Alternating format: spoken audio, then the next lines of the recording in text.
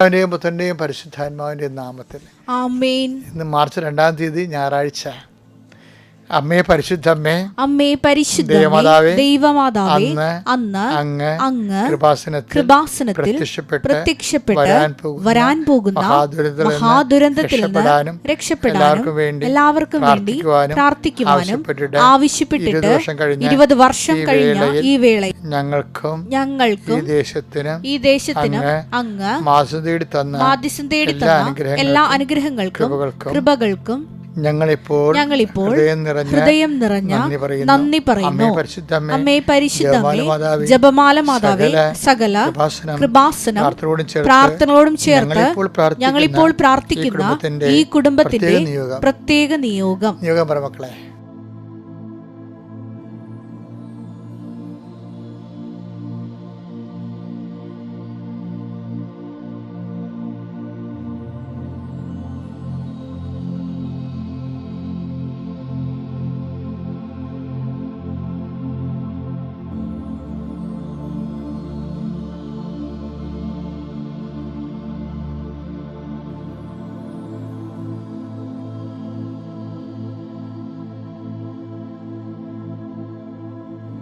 അമ്മയുടെ പ്രത്യക്ഷീകരണത്തിന്റെ ഈ ദ്വാദശക വേളയിൽ ഞങ്ങൾക്ക് സാധിച്ചു തരുവാൻ കനിയണമേ.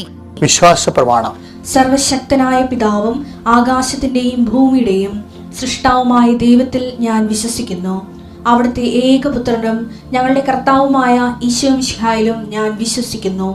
ഈ പുത്രൻ പരിശുദ്ധാത്മാവിനാൽ ഗർഭസ്ഥനായി കന്യകാമറിയത്തിൽ നിന്ന് പിറന്ന് പൊന്തിയോസ് പീലാത്തോസിന്റെ കാലത്ത് പീഡകൾ സഹിച്ച് കുരിശിൽ തറയ്ക്കപ്പെട്ട് മരിച്ച് അടക്കപ്പെട്ട് പാതാളങ്ങളിൽ ഇറങ്ങി മരിച്ചവരുടെ ഇടയിൽ നിന്ന് 3-ാം നാൾ ഉയർത്ത് സ്വർഗത്തിലേക്ക് എഴുന്നള്ളി സർവശക്തിയുള്ള പിതാവായ ദൈവത്തിന്റെ വലതുഭാഗത്തിരിക്കുന്നു. അവിടെ നിന്ന് ജീവിക്കുന്നവരെയും മരിച്ചവരെയും വിധിക്കുവാൻ വരുമെന്നും ഞാൻ വിശ്വസിക്കുന്നു. പരിശുദ്ധാത്മാവിലും ഞാൻ വിശ്വസിക്കുന്നു. വിശുദ്ധ കത്തോലിക്കാ സഭയിലും പുണ്യവാന്മാരുടെ ഐക്യത്തിലും പാപങ്ങളുടെ മോചനത്തിലും ശരീരത്തിന്റെ ഉയർപ്പിലും നിത്യമായ ജീവിതത്തിലും ഞാൻ വിശ്വസിക്കുന്നു. ആമേൻ. സ്വർഗ്ഗസ്ഥനായ ഞങ്ങളുടെ പിതാവേ, അങ്ങയുടെ നാമം പൂജിതമാകണമേ. അങ്ങയുടെ രാജ്യം വരണമേ. അങ്ങയുടെ തിരുമനസ് സ്വർഗത്തിലെ പോലെ ഭൂമിയിലും ആകണമേ. അന്നു വേണ്ടുന്ന ആഹാരം ഇന്ന് ഞങ്ങൾക്ക് തരണമേ. ഞങ്ങളോട് തെറ്റ് ചെയ്യുന്നവരോട് ഞങ്ങൾ ക്ഷമിക്കുന്നത് പോലെ ഞങ്ങളുടെ തെറ്റുകൾ ഞങ്ങളോടും ക്ഷമിക്കണമേ. ഞങ്ങളെ പ്രലോഭനത്തിൽ ഉൾപ്പെടുത്തരുതേ, തിന്മയിൽ ഞങ്ങൾ രക്ഷിക്കണമേ. ആമേൻ. നന്മ നിറഞ്ഞ മറിയമേ, സ്വസ്തി. കർത്താവ് അങ്ങയുടെ കൂടെ സ്ത്രീകളിൽ അങ്ങ് അനുഗ്രഹിക്കപ്പെട്ടവളാകുന്നു. അങ്ങയുടെ ഉദരത്തിൻ ഫലമായി ഈശോ അനുഗ്രഹിക്കപ്പെട്ടവനാകുന്നു. പരിശുദ്ധ മറിയമേ, തമ്പുരാന്റെ അമ്മേ, പാപികളായ ഞങ്ങൾക്ക് വേണ്ടി ഇപ്പോഴും ഞങ്ങളുടെ മരണസമയത്തും തമ്പുരാനോട് അപേക്ഷിക്കണമേ. ആമേൻ. എൻ്റെ പ്രിയപ്പെട്ടവരെ, നമ്മൾ പരീക്ഷ തന്നെയാണ് വിഷയം. പരീക്ഷ കുഞ്ഞുങ്ങളൊക്കെ വിളിച്ച് ഉണർത്തെ അമ്മമാരെ കൂടെ നിർത്തണമെന്ന് ഞാൻ നേരത്തെ പറഞ്ഞിട്ടുണ്ടായിരുന്നു. പരീക്ഷ തുറന്നുകൊണ്ടിരിക്കുന്ന ഒരു സമയമാണ്. അതുകൊണ്ട് തന്നെ ചില അമ്മമാരൊക്കെ ഇല്ലേ, പരീക്ഷ ഹാളിൽ പോയി കുഞ്ഞുങ്ങൾ പോകുമ്പോൾ പുറത്തു നിന്നുകൊണ്ട് ജപമാല ചൊല്ലി പ്രാർത്ഥിക്കും, പള്ളിയിൽ പോയിരുന്ന് പ്രാർത്ഥിക്കും. അപ്പം നിർണായകമായ പരീക്ഷയ്ക്ക് പ്രേയർ സപ്പോർട്ട് ഭയങ്കര അനുഗ്രഹമാണ്. അത് ദൈവഹിതമാണെങ്കിൽ ഒരു കാരണവശാലും തടസ്സം ഉണ്ടാകത്തില്ല. നമ്മുടെ തടസ്സങ്ങളെ തട്ടിത്തെറിപ്പിച്ചുകൊണ്ട് ദൈവം അത് നിറവേറ്റും. അപ്പം നമ്മുടെ തടസ്സങ്ങളൊന്നും മാറാൻ വേണ്ടിയാണ് നമ്മൾ ശരിക്കും പറഞ്ഞാൽ പ്രാർത്ഥിക്കണത്. നമ്മളുടെ ദൈവതിരുസന്നിധി നമുക്കുള്ള ചില തടസ്സങ്ങളൊക്കെ ഇല്ലേ, ദൈവത്തിന് നിരക്കാത്ത നമ്മുടെ പഴയ ഫയലൊക്കെ പരിശോധിക്കണമെങ്കിൽ പ്രാർത്ഥിക്കാൻ പോലും നമുക്ക് ചിലപ്പോൾ അനുവാദം തരത്തില്ല. ചില ആൾക്കാർക്ക് അപ്പോയിൻമെൻറ്റ് കൊടുക്കത്തില്ല, കാണാൻ അനുവദിക്കത്തില്ലെന്ന് പറഞ്ഞാൽ കാണാൻ അനുവദിച്ചില്ലെന്നൊക്കെ പറയത്തില്ല. അതുപോലെ തന്നെ പഴയ ഫയലുള്ളത് കൊണ്ടാണ് ഈ കാണാൻ അനുവദിക്കാത്തത്. അപ്പം അതുകൊണ്ട് തന്നെ നമ്മുടെ പ്രാർത്ഥനകളും അതുപോലെ തന്നെ ഉപപ്രവർത്തനങ്ങളും പ്രേക്ഷിത പ്രവർത്തനങ്ങളും എല്ലാം നമ്മുടെ യോഗ്യതയെ വർദ്ധിപ്പിക്കാനാണ്, ദൈവത്തിൻ്റെ കരുണയെ പ്രജ്വലിപ്പിക്കാൻ വേണ്ടിയാണ് ശരിക്കും പറഞ്ഞാൽ. കാര്യം ആ ഒരു കാര്യം പ്രാർത്ഥിക്കാൻ കർത്താവ് തന്നെ പറഞ്ഞിട്ടുണ്ടല്ലോ. അതുകൊണ്ടാണ് നമ്മൾ പ്രാർത്ഥനയ്ക്ക് പ്രാധാന്യം കൊടുക്കുന്നത്. കർത്താവിൻ്റെ ഉന്നതമായ നാമത്തിൽ സ്തോത്രം ചെയ്യുന്ന പരീക്ഷ കുഞ്ഞുങ്ങളെ സമർപ്പിച്ച് പ്രാർത്ഥിക്കുന്ന നിശ്ചയം. പരീക്ഷയ്ക്ക് വേണ്ടി ഓരോ വിഷയം, കുറച്ച് വിഷയങ്ങൾ കഴിഞ്ഞു, ചില വിഷയങ്ങളെക്കുറിച്ച് ഡൗട്ടുണ്ട്, ചില വിഷയങ്ങൾ കൂട്ടി നോക്കിയിട്ട് അത്ര തൃപ്തിയല്ല.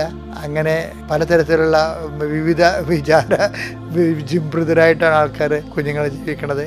അവരെല്ലാം സമർപ്പിച്ച് പ്രാർത്ഥിക്കുന്ന ഈശോയെ, എവിടെയെങ്കിലും മിസ്സായി പോയിട്ടുണ്ടെങ്കിൽ അടുത്ത സബ്ജക്റ്റ് കൊടുത്താൽ ടാലി ആകാൻ കർത്താവ് നിൻ്റെ പ്രത്യേക അനുഗ്രഹം നൽകണം പ്രാർത്ഥിക്കുന്നു. ഓരോ വിഷയത്തിൽ കർത്താവ് ഇപ്പോഴും മക്കൾ പറയണത് എങ്ങനെയെങ്കിലും ജയിച്ചാൽ മതി, പക്ഷേ അങ്ങനെയല്ല. ആ ഉപരി വിദ്യാഭ്യാസം വേണമെങ്കിൽ ഉന്നതമായ വിജയം കൈവരിച്ചില്ലെങ്കിൽ ഒത്തിരിയേറെ കടമ്പകളുണ്ട് കർത്താവ്. അതുകൊണ്ട് അങ്ങനെ ആശ്രയിക്കുന്ന എല്ലാ മക്കളെയും നീ സമൃദ്ധമായി അനുഗ്രഹിക്കണമേ. അവരുടെ കഴിവിനേക്കാൾ ഉപരി കർത്താവ് അങ്ങയുടെ കൃപയാൽ അവർക്ക് ആവശ്യമായ മാർക്ക് നൽകി അവരുടെ ഉപരി വിദ്യാഭ്യാസം ഭാവി സുരക്ഷിതമാക്കാനുള്ള കർത്താവ് ഇടങ്ങൾ നൽകി പ്രാർത്ഥിക്കുന്നു. ഇനി കർത്താവ് ഈ പരീക്ഷ നമ്മുടെ ഇനി കുഞ്ഞുങ്ങളെ എഴുത്തിനിരുത്തണതും അതുപോലെ തന്നെ കുഞ്ഞുങ്ങളെ പ്രവേശനോത്സവത്തിൽ കൊണ്ടുപോകുന്ന അമ്മമാരെ കൊണ്ട്. അപ്പോൾ കുഞ്ഞുങ്ങൾ ഒരു കാരണവശാലും എഴുത്തിന് പോലും ഇരുത്താതെ, എഴുത്ത് പോലും പഠിക്കാത്ത ഭയങ്കര അഗ്രസീവായിട്ടുള്ള കുഞ്ഞുങ്ങളുണ്ട്, അനുസരിക്കാത്ത കുഞ്ഞുങ്ങളുണ്ട്, ഭയങ്കര പിടിവാശിയുള്ള ആ മക്കളെല്ലാം കർത്താവ് നിന്റെ തിരുമുറുവാർന്ന് വലത് കർത്താൽ അങ്ങ് സ്പർശിക്കണമേ.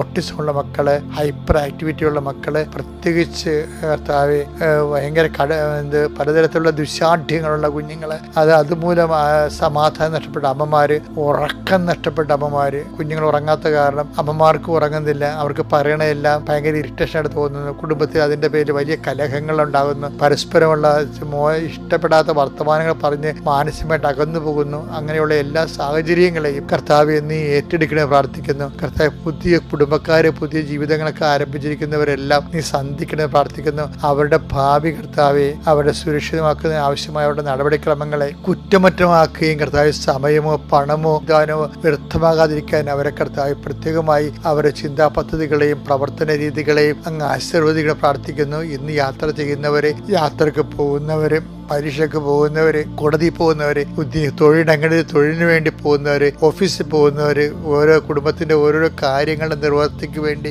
ഓരോരോ സ്ഥലങ്ങളിലേക്ക് വ്യക്തികളെ കാണാൻ പോകുന്നവര്, കേൾക്കാൻ പോകുന്നവര്, എന്റെ കർത്താവിന്റെ ഉന്നതമായ നാമത്തിൽ സഭയുടെ അധികാരത്തിൽ കൃപാസം അൾത്താറെ ജീവനോടെ പ്രത്യക്ഷപ്പെട്ട പരിശുദ്ധ അമ്മയുടെ മധ്യസ്ഥത്തില് ഞാൻ നിങ്ങളുടെ ഇന്നത്തെ ദിവസത്തെ ആശീർവദിക്കുന്നു.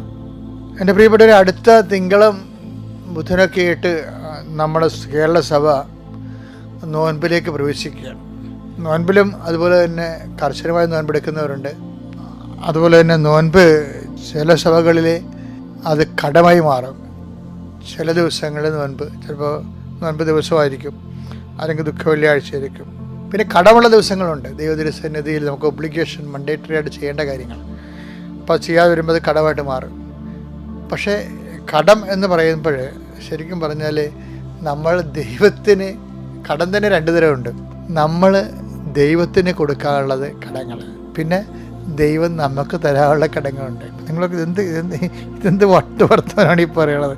ദൈവം നമുക്ക് കടം തരാറുണ്ടെന്ന് അത് കഴിഞ്ഞാൽ നമ്മൾ ചില കാര്യങ്ങൾക്ക് നമ്മൾ ആത്മാർത്ഥമായിട്ട് ജീവിക്കും. ചില ആൾക്കാരൊക്കെ ഭർത്താവ് ചില പറഞ്ഞില്ലേ, എൻ്റെ അച്ഛാ ഞങ്ങൾക്ക് ഭർത്താവിന് കുഞ്ഞുങ്ങളൊന്നും ഉണ്ടാകത്തില്ല, എനിക്കാണെങ്കിൽ ഒരു കുഞ്ഞിനെ പെറ്റ് വളർത്താനുള്ള ഭയങ്കര കൊതിയാണ്, എനിക്ക് ചില സമയത്ത് ചത്ത് കളയാൻ തോന്നും, എന്നാലും ഞാൻ ഈ മനുഷ്യനെ പിരിയത്തില്ല. എന്താ കാര്യം? ഞാൻ കർത്താവിൻ്റെ അടുത്ത് നിന്ന് വാഗ്ദാനം ചെയ്തതല്ലേ, അപ്പോൾ ഒരു കുഞ്ഞില്ലെന്ന് വിചാരിച്ചുകൊണ്ട് ഞാൻ ഭർത്താവിനെ പിരിയുക. പക്ഷേ എനിക്കാണെങ്കിൽ എപ്പോഴും മറ്റു കുഞ്ഞുങ്ങളെ കാണുമ്പോൾ കെട്ടിത്തൂക്കി സങ്കടം വരും. അപ്പോൾ ദൈവത്തിൻ്റെ സന്നിധിയിൽ കൂദാശയുടെ ബലത്തിൽ ഇവരിങ്ങനെ ക്രിസ്തുവിൻ്റെ നാമത്തെ സഹിക്കുകയാണ്. അതാണ് കടം. അപ്പോൾ ദൈവം ഇങ്ങോട്ട് ഒരാളുടെ കടമാണ്. അതായത് നിങ്ങളെപ്പോഴും അപ്പോൾ കടം അതായത് ഈ സാലറി ചാലഞ്ച് എന്നൊക്കെ കേൾക്കത്തില്ലേ, എന്താണ് ബിരിയാണി ചാലഞ്ച് എന്നൊക്കെ പറയത്തില്ലേ, അതുപോലെ ഇതുപോലെ ഒരു നമ്മുടെ ഒരു ചാലഞ്ചായിട്ട് എടുക്കണം ദൈവം നമുക്ക് തരാനുള്ള കടങ്ങൾ. അതെന്ന് വെച്ച് കഴിഞ്ഞാൽ അത് നമ്മുടെ ജീവിതത്തിൻ്റെ ഒരു ചാലഞ്ച്. മുൻപ് കാലത്തും എല്ലാ കാലത്തും നമ്മൾ ഒരു കടക്കാരനായി മാറുന്നതിനേക്കാളുപരി എപ്പോഴും കണക്ക് വെക്കുമ്പോൾ കർത്താവിന് ഇങ്ങോട്ട് തരാനുണ്ടാകണം എന്ന് വെച്ചാൽ അഹങ്കാരം കൊണ്ട് അങ്ങനെ പറയണമല്ല ശരിക്കും പറഞ്ഞാൽ, മറിച്ച് നമ്മൾ സുവിശേഷമായിട്ട് ജീവിക്കുമ്പോൾ നിങ്ങൾ ഓർക്കൽ ദൈവത്തിൻ്റെ ആനുകൂല്യത്തെ പ്രതി നമുക്ക് ഡേ ടു ഡേ കർത്താവ് ക്യാഷ് ക്ലിയറൻസ് നടക്കുന്ന ഒരു കമ്മ്യൂണിക്കേഷൻ, ഒരു ബിസിനസ് റിലേഷൻ അല്ല ദൈവം നമ്മളുമായിട്ടുള്ളത്. അതുകൊണ്ട് തന്നെ കർത്താവ് പലപ്പോഴും നമ്മൾ കുഞ്ഞുനാളും മുതൽ ദൈവം നമ്മൾ നടക്കുന്ന ആളാണ്. പക്ഷേ നമ്മൾ ഒരു 12 വയസ്സിൽ പ്രാർത്ഥിച്ചതാണ്, കർത്താവ് എനിക്കൊരു കുടിയനെ തരരുത് കേട്ടാ, എനിക്ക് ജീവിക്കാൻ പറ്റത്തില്ല എന്ന് നമ്മൾ 12 വയസ്സിൽ പ്രാർത്ഥിച്ചതാണ്. അത് കെട്ടണ വരെ പറഞ്ഞിട്ടുണ്ട്. പക്ഷെ കെട്ടിക്കഴിഞ്ഞപ്പോൾ തന്നിരിക്കണ കുടിയനെയാണ്. അപ്പോൾ ആരാണ്? ദൈവം കടക്കാരനായി. നമുക്ക് അപ്പം ചില ആൾക്കാർക്ക് പരിശുദ്ധാത്മ ഉള്ളവർക്ക് അത് ഭയങ്കര ആഘോഷം എടുക്കും. എന്താണ്? കർത്താവെ കണക്ക് വെച്ചാൽ നീ എനിക്ക് തരാനുള്ളൂ, അങ്ങനെ പറയാനുള്ള ഒരു അവസ്ഥ ഉണ്ടെങ്കിൽ നമ്മൾ രക്ഷപ്പെട്ടു. കാര്യം കർത്താവിന് പറയാൻ കടങ്ങളെ ഈ ആൾ മാനിക്കുന്ന ആളാണ്.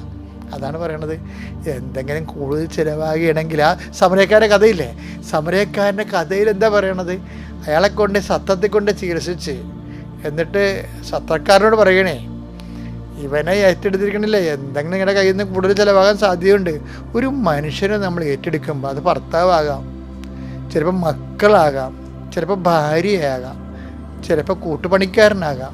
ഒരാളെ ഏറ്റെടുക്കുമ്പോൾ തീർച്ചയായിട്ടും നമ്മൾക്കൊന്ന് കൂടുതൽ ചിലവാകും. കാര്യം എന്താ? നമ്മൾ സ്നേഹിച്ചാൽ അവരതുപോലെ സ്നേഹിക്കണം നിർബന്ധമില്ല. കൂടുതൽ നമ്മുടെ നിന്നാണ് ചിലവാകണത്. ഇപ്പോൾ ചിലർക്ക് അങ്ങോട്ടും ഇങ്ങോട്ടും മിണ്ടാടക്കണത് എന്തുകൊണ്ടാണ്? അതായത് ഞാൻ അവനെ സ്നേഹിക്കണത് അവൻ്റെ കാര്യത്തിലൊക്കെ ഒരു കുഴപ്പമില്ല, അവരുടെ കാര്യം അതൊക്കെ. പക്ഷേ ഇങ്ങോട്ട് അതുപോലെ ഇല്ല. ഇങ്ങോട്ടൊക്കെ കാര്യം പറയുമ്പോൾ കൈ അവരുടെ കുറുങ്ങിപ്പോകും. അപ്പം നമ്മളെ അങ്ങോട്ട് സ്നേഹിക്കുന്ന കാരണം അത് ചിലപ്പോൾ ഇങ്ങോട്ട് തിരിച്ച് കിട്ടത്തില്ല. ചെറിയ മനഃപൂർവ്വം തരത്തില്ല. പക്ഷേ മുതലെടുപ്പ് പാടി ഉണ്ടാവില്ല. അതൊക്കെ ഉണ്ടാവും, ഭൂമിയിലുള്ളതാണ് ഇതൊക്കെ. അപ്പോൾ ചൊവ്വാഗ്രഹത്തിൽ നിന്ന് വന്നതല്ല, എല്ലാ വീടും ഉള്ളതാണ്. കൂടുതൽ ഒരാളെ കെയർ ചെയ്യുമ്പോൾ കൂടുതൽ ചിലവാകും. ഇപ്പോൾ ഒരു ഓട്ടിസം കുഞ്ഞിനെ വളർത്തുകയെന്ന് വെച്ച് കഴിഞ്ഞാൽ സാധാരണ കുഞ്ഞിനെ വളർത്തുമ്പോൾ നമുക്ക് ഇങ്ങോട്ടാണ് വരുമാനം കിട്ടുന്നത്. വളർത്തി വലുതായിപ്പോൾ ഒന്ന് വരുമാനം കിട്ടിയെങ്കിൽ ഒരു സന്തോഷം ജീവിക്കുമ്പോൾ നമുക്ക് സന്തോഷം ഉണ്ടാകത്തില്ലേ? അതൊരു വരുമാനമല്ലേ? പക്ഷേ ഒരു ഓട്ടിസം കുഞ്ഞിനെ വളർത്തി നോക്കിയേ, എല്ലാവരും അപ്പനും പേർക്കും അമ്മയും പേർക്കും എല്ലാവരും പേർക്കും. ചിലവർ ഇതും ചത്ത് കിട്ടിയാൽ മതി വിചാരിക്കും. അവർ അത്രയും അനുഭവിച്ചിട്ട് എനിക്ക് സങ്കടം, ഈ ഓട്ടിസംകാരുടെ അമ്മമാരെ കാണുമ്പോൾ എനിക്ക് സങ്കടം വരും. പാവത്തുങ്ങൾ എന്തും ഒരു സന്തോഷമൊന്നും ഇല്ല. അതിൻ്റെ ഇടയ്ക്ക് വഴക്കാ വീടുണ്ടെങ്കിൽ ഒരു സാന്ത്വനം ഉണ്ടെങ്കിൽ ആ പിള്ളേർ ഉറങ്ങും, അത് ഉറങ്ങത്തുമില്ല. ഇങ്ങനെ അപ്പം എന്താ കൂടുതൽ ചിലവാകുകയാണ്. അതെന്താ സംശയം? കർത്താവ് പറഞ്ഞെങ്കിൽ കൂടുതൽ നിനക്ക് കൂടുതൽ ഇപ്പം ദൈവം തന്നതാണെന്ന് പറഞ്ഞാൽ എല്ലാം ദൈവം തന്നതല്ലേ. അപ്പോൾ ഈ അതിനു വേണ്ടി ഒരാൾക്ക് നല്ല ആരോഗ്യമുള്ള കുഞ്ഞിനെയും കൊടുക്കും, നിനക്ക് ഓട്ടിസം കുഞ്ഞിനെ തരുമ്പോൾ എന്തോ ഒരു ഇംബാലൻസ് ഉണ്ടത്തില്ലേ? അപ്പം ആ ഓട്ടിസം കുഞ്ഞിന് കൂടുതൽ ചിലവാകത്തില്ലേ? ചിലവാകണ ആരാണ്? കൂടുതൽ ചിലവാകണമെങ്കിൽ എന്ത് ചെയ്യും? 10:35 വായിച്ചേ ലൂക്ക. അടുത്ത ദിവസം അവൻ സത്രം സൂക്ഷിപ്പുകാരന്റെ കയ്യിൽ, സത്രം സൂക്ഷിപ്പുകാരനാണ് ഈ കൊട്ടിസം കുഞ്ഞിന്റെ അമ്മയെന്ന് പറഞ്ഞ സത്രം സൂക്ഷിപ്പുകാരനാണ്, 2 ദനാറ കൊടുത്തിട്ട് പറഞ്ഞു എന്താ? ഇവന്റെ കാര്യം നോക്കിക്കൊള്ളാം. ഈ കുഞ്ഞിന്റെ കാര്യം ഓട്ടിസമാണ് കേസ് ചെയ്തത്, അല്ലെങ്കിൽ ഹൈപ്പർ ആക്ടിവിറ്റിയാണ്, അല്ലെങ്കിൽ പ്രായമുള്ള മാതാപിതാക്കൾ, ഭ്രാന്തി പിടിച്ച കുഞ്ഞുങ്ങൾ പ്രായമുള്ളവരായിരിക്കാം. ഇവൻ്റെ കാര്യം നോക്കിക്കൊള്ളാമെന്ന് പറഞ്ഞിരിക്കണത്. അത് നമ്മുടെ ഒരു ചുമതല. അവൻ്റെ കാര്യം നോക്കി ദൈവമാണ് പറഞ്ഞിരിക്കണം, അല്ലാതെ വീട്ടുകാർ പറഞ്ഞിരിക്കണമല്ല, പഞ്ചായത്ത് നിന്ന് പറഞ്ഞിരിക്കണമല്ല. കർത്താവ് പറഞ്ഞിരിക്കണം ഇവൻ്റെ കാര്യം നോക്കിക്കൊള്ളണം, നിന്നെയാണ് ഏൽപ്പിച്ചിരിക്കണം. എന്താണ് കൂടുതലായി എന്തെങ്കിലും ചെലവാകുന്നെങ്കിൽ ചെലവാകുമെന്ന് കർത്താവിനറിയാം. സാധാരണ കുഞ്ഞുങ്ങളെ കൊടുത്തിട്ട് അടിച്ചുപൊളിച്ച് നടക്കുമ്പോൾ ഓട്ടിസം കുഞ്ഞു നടക്കുന്നത് ഇതുപോലെയുള്ള കുടുംബത്തിൽ പരാരാമത്തെ ഉള്ളവരില്ലേ, പ്രായം അപ്പനമ്മയുള്ളവർക്കൊക്കെ അടിച്ചുപൊളിച്ച് നടക്കാൻ പറ്റുമോ? ഒരു കുഞ്ഞ് സ്വന്തം അനിയത്തിന് മനസ്സമ്മതത്തിന് പോലും വരാത്തവർ, പോകാൻ പറ്റാത്തവർ മുമ്പിൽ നിന്ന് കരഞ്ഞിട്ടുണ്ട്. വീട്ടിലെ മാതാപിതാക്കന്മാർ നോക്കി തറവാട് പിടി കിടക്കുന്നവരെ നോക്കണ്ടേ? തൂറിമുള്ളിയൊക്കെ കിടക്കുവാണ്. എന്തൊരവസ്ഥയാണ്. കൂടുതൽ ചിലവാകും. ഒരാളെ കെയർ ചെയ്യുമ്പോൾ കൂടുതൽ ചിലവാകും. അതാ പറയണത്. കൂടുതൽ 2 ദിനാറ കൂടുതൽ പറയണേ. കൂടുതൽ ചിലവാകുകയാണെങ്കിൽ എന്ത് ചെയ്യണം? ഞാൻ തിരിച്ചു വരുമ്പോൾ തന്നുകൊള്ളാം. തിരിച്ചു വരുമെന്ന് ഒരാളെ പറഞ്ഞിട്ടുള്ളൂ. ഇവിടുത്തെ പ്രശ്നം അതല്ലേ. Marks, Engels, Solomon, Socrates, Pliny, Plato, അത്ര അണ്ണന്മാർ ഇവിടെ നടന്ന് ഒരെണ്ണം തിരിച്ചു വരത്തില്ല.